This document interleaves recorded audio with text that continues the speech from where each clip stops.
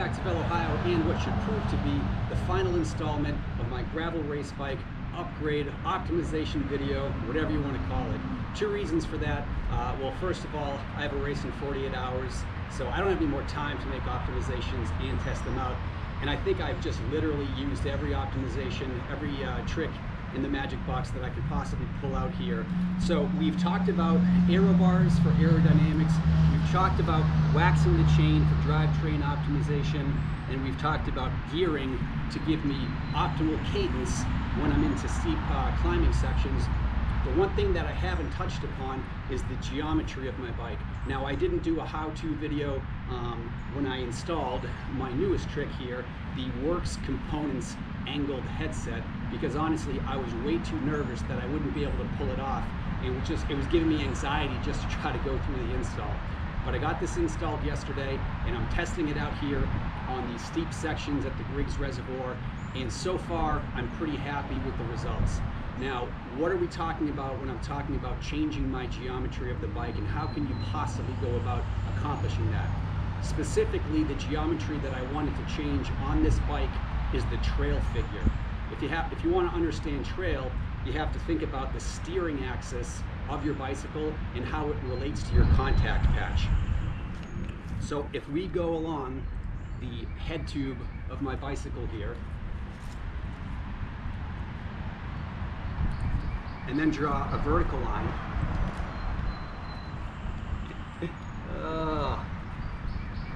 from the axle of the wheel, the space between those two sticks is your trail figure. I don't think I need those anymore. So as of yesterday around noon, my head tube angle was 72.5 degrees with a fork offset of 47 millimeters. That gave me an effective trail of 61 millimeters. Is that good? Is that bad? Well, in the scope of gravel bikes, you're typically going to see more like 66 degrees to 66 millimeters to maybe 75 millimeters of trail for a gravel bike. This bike having 61 is down to the fact that even though I use it for gravel and it has huge, massive tire clearance, at its heart, it's really a cyclocross bike. Road bikes will have about 57 millimeters of trail, so 61 is not really too far off that. How does this impact your handling? Well, the lower your trail figure, the more responsive your bike will be when you're trying to take it into a turn. So for crit racing, for cyclocross racing, you're going to want that responsive steering so that you can dive and scalpel your way into a turn. On gravel, that's far less of a concern. In fact, for some stretches, if you're thinking about unbound gravel, you're looking to just kind of set it and forget it.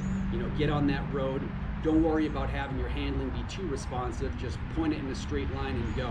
This is especially important, I think, in Ohio when you're descending fast gravel and fast single track and you want your bike to feel stable under speed.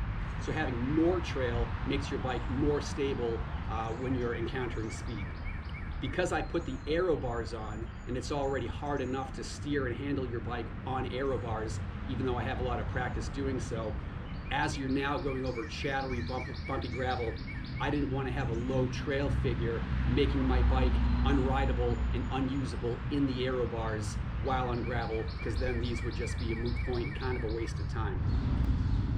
So substantial product placement here for Works Components. You can see how it works, dad joke, is that once you press those cups into your head tube, the bearings on the top, they sit further back, more toward the saddle, toward the top tube, and then it angles your steerer tube forward, basically bringing the bars toward you and the fork away from you. I chose the 1.5 degree option, so it takes my head tube angle from that 72.5 degree to a 71.0 degree. And so far I haven't had any issues with creaking, noises, looseness, anything like that. I did have to go from a compression plug to installing a star nut, which gave me a little anxiety, but besides that, it's been rock solid so far. So using an online calculator, I've now found that this bike has 70 millimeters of trail. If you look around the internet, people think that's kind of the sweet spot anyway, and just in my little bit of testing here, I've liked the way that it's felt. I've taken it down some really steep descents. I've leaned it into corners to see if it feels sluggish. It doesn't really feel sluggish. It's still pretty responsive, and I definitely feel more controlled when descending. Other ways to impact your trail would be to fit a larger wheel and a larger tire to your bicycle so that your wheelbase and your contact patches get stretched out just that little bit. So likewise, if I wanted this to feel more like a road bike again, all I have to do is simply fit a smaller tire and the steering would get a little more responsive. Now, if we want to crunch the numbers a little bit, what did slackening my head tube angle do to the rest of the geometry? Well, it pushed my front wheel forward about 1.5 centimeters. Doesn't sound like a lot, but that front to center figure of 1.5 centimeters further push forward is what results in that 9 millimeters greater amount of trail.